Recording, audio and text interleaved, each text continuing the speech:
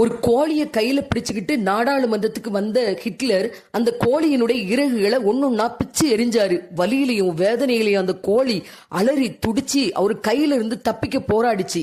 அங்க இருந்த அமைச்சர்கள் எல்லாம், ஐயோ பாவம், அந்த உயிரை இப்படி வதைக்காதீங்க, விட்டுருங்க அப்படின்னு சொன்னாலும் ஹிட்லர் கேட்கல.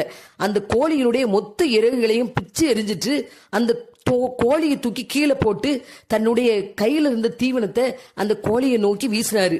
வலியிலையும் பசியில இருந்த கோழி வெள்ள நடந்து வந்து அந்த கோழி தீவனத்தை சாப்பிட்டுட்டு இன்னும் ஏதாவது கிடைக்காதான்னு ஹிட்லரை பார்க்க, ஹிட்லர் தன்னுடைய கையில இருந்த கோழி தீவனத்தை அந்த கோழியை நோக்கி காட்டவும், நம்முடைய இறகுகள் எல்லாம் பிச்சு எரிஞ்சு நம்மளை விதைச்ச மனுஷன் இவன் தான் அப்படிங்கிற எந்த உணர்வும் இல்லாம ஹிட்லரை நோக்கி வந்துச்சு அந்த கோழி.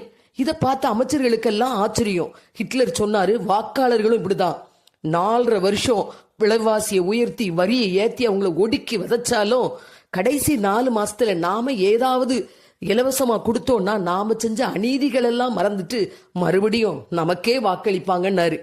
நாம் ஹிட்லர் கையில் இருந்த கோழியா